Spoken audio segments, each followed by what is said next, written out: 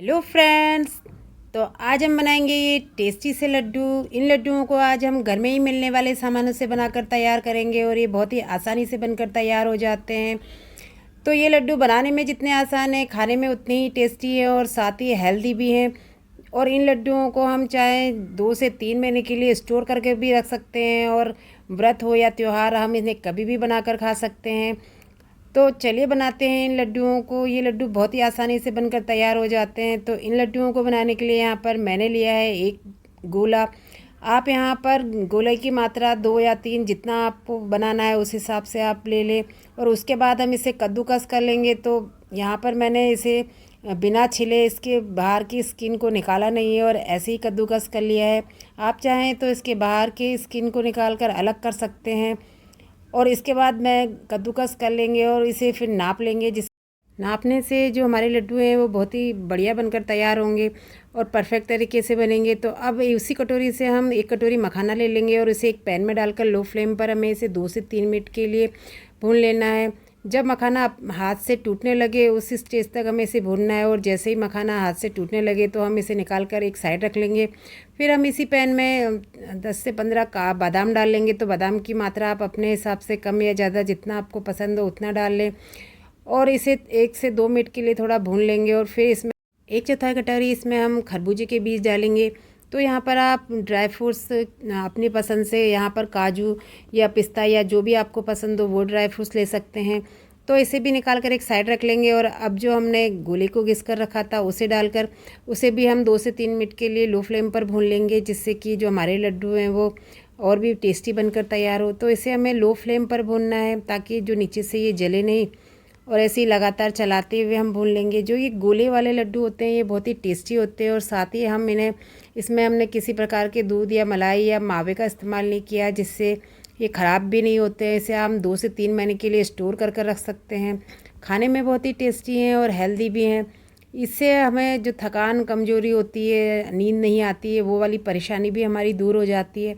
अब जो हमने खरबूजे की बीज और बादाम को भून के रखा था उसे हम एक मिक्सर जार में डालेंगे और इसे बारीक पीस लेंगे।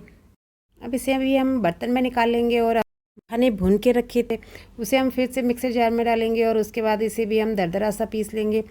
और इसे भी हम उसी बर्तन में डाल देंगे जिसमें हमने बाकी मिश्रण डाला है।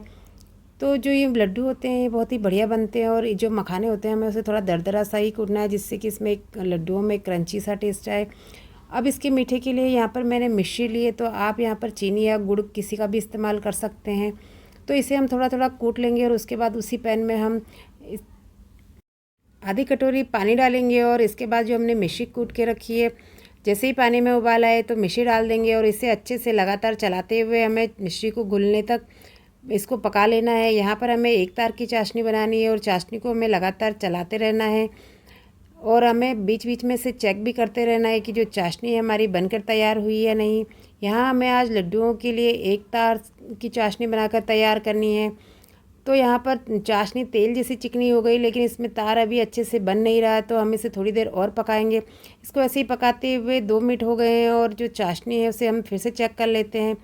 तो यहाँ पर तार बन रहा है लेकिन अच्छे से नहीं बन रहा है और तार बीच में टूट रहा है। तो बस हमें ऐसी ही चाशनी चाहिए, क्योंकि जब हम इसमें मिश्रण डालेंगे और उसे मिक्स करेंगे तो जो ये चाशनी है वो गाढ़ी हो जाएगी।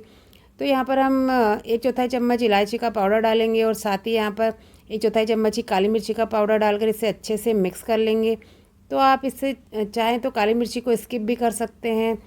और उसके बाद जो हमने मिश्रण बना के रखा था उसे डाल देंगे और इसे हमें गैस की फ्लेम को लो रखना है और इसे लगातार चलाते हुए जल्दी जल्दी से मिक्स कर लेना है ताकि चाशनी गाढ़ी ना हो जाए।